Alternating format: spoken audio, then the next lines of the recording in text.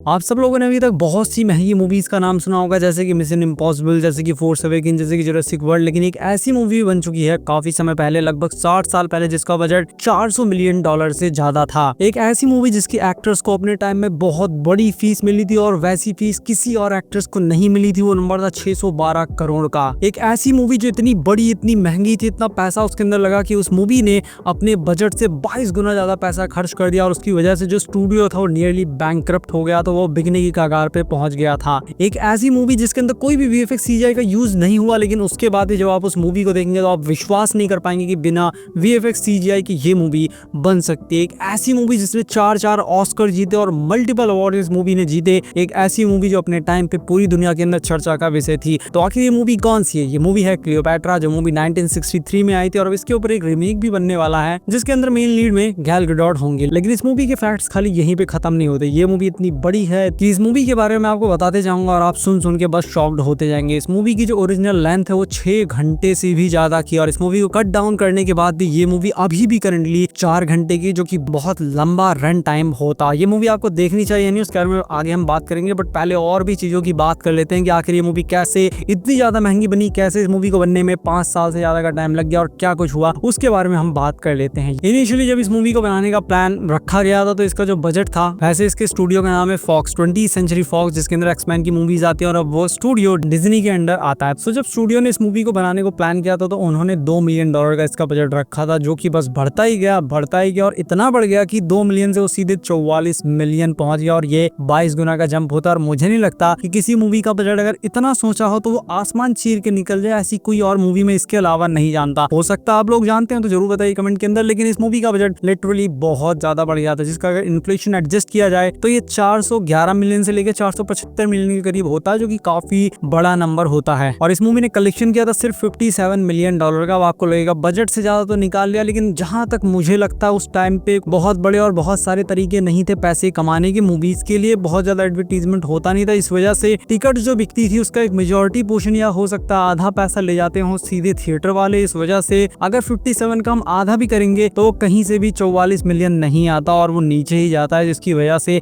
इनको बहुत massive loss हुआ था। हद से ज्यादा पैसा इन्होंने गवा दिया था, जिसकी वजह से स्टूडियो लगभग बैंकक्रप्ट होने वाला था। और अब आप सोच सकते हैं कि आखिर इतना बजट बढ़ कैसे गया? तो वैसे तो इसके बहुत से कारण हैं। सबसे पहला कारण बता देता हूं, इसका प्रोडक्शन डिजास्टर। इनिशियली मूवी को लंदन के अंदर प्लान किया गया था, वहां पे पूरी मूवी को शूट करेंगे, लेकिन वहां पे जो इसकी मेन एक्ट्रेस है उनकी तबीयत इतनी ज्यादा खराब हुई कि लगभग मरने वाली थी। इस वजह से वहां से पूरी मूवी को शिफ्ट करना पड़ा और ये पूरी मूवी शूट हुई रोम के अंदर, जहां पे शुरुआत से सारे सेट्स को डिजाइन किया गया था और जिसमें मैसिव पैसा लगा था, मैसिव खर्चा हुआ था, बहुत बड़ा खर्चा हुआ था लिटरली। और वो सब कुछ लंदन के अंदर पहले कर चुके थे। वहां से जब ये लोग हटे तो बहुत सारा पैसा लगा, उसके साथ में टाइम लगा, और जब टाइम बढ़ेगा तो जो एक्टर्स हैं, क्रू वाले हैं, सबको पैसा भी देना पड़ेगा। इसी वजह से बहुत सारा पैसा इसमें लगा। बाकी ये जो पैसा लगा क्या जस्टिफाई था? डेफिनेटली जस्टिफाई था। मैं अगर लिटरली आपको इसकी क्लिप्स दिखाऊं, हो सकता है आपको स्क्रीन पे दिख रही हो, अगर आप इन क्लिप्स को देखेंगे ध्यान से तो आप विश्वास नहीं कर पाएंगे कि ये क्लिप्स 1963 के 60 साल से भी ज्यादा का समय है। 60 साल पहले ऐसी मूवी बनाना बहुत मुश्किल है। जहां तक मुझे याद है कंप्यूटर कमर्शियल यूज के लिए, नॉर्मल यूज के लिए 1980s और 70s के टाइम पे आया था और ये मूवी उससे भी पहले की है। जहां तक मुझे याद है वीएफएक्स सीजीआई 1970 और 80 में कॉमनली ये यूज होना शुरू हुआ था धीरे धीरे। वैसे तो 1958 में भी मैंने सुना था कि यूज हुआ था, लेकिन मुझे नहीं लगता कि इतने बड़े लेवल पे यूज हुआ होगा। और उससे पहले एक ऐसी मूवी बनाना बहुत ज्यादा बड़ी बात होती है। इसके अंदर फाइट सीन्स भी हैं जिसके अंदर तोप के गोले दागे जा रहे हैं, जो कि बहुत ज्यादा रियलिस्टिक तो नहीं लगेंगे, फिर भी जिस तरीके से उनको डिजाइन किया गया, जिस तरीके से सारी चीजों को दिखाया गया, बहुत ज्यादा वो अच्छा देखने में लगता है। मतलब प्रोडक्शन बजट के मामले में ये एक ऐसी मूवी है जिसको अगर आज कोई भी स्टूडियो सोचे एज इट इज बिल्कुल ऐसे बनाए तो बजट डेफिनेटली दुनिया की सबसे महंगी मूवी के करीब पहुंच जाएगा, क्योंकि आजकल कॉमनली यूज किया जाता है वीएफएक्स सीजीआई प्रैक्टिकल इफेक्ट को, लेकिन इसके अंदर हर चीज बहुत ज्यादा रियलिस्टिक रखी गई है। उससे आपको जरूर लग रहा होगा मूवी तो कमाल की होगी, लेकिन नहीं, यहाँ पे एक कैच है। कैच ये है कि ये मूवी 1963 के पर्सपेक्टिव से बनाई गई थी, उनकी सोच के हिसाब से बनाई गई थी। इसी वजह से मुझे मूवी कुछ ज्यादा पसंद आई नहीं। उसके बहुत से रीजन। पहली बात तो ये मूवी बहुत बोरिंग है और आप लोगों को पता होगा सबका अटेंशन स्पैन गिरता जा रहा है। हमको मिर्च मसाला चाहिए, हमको सिर्फ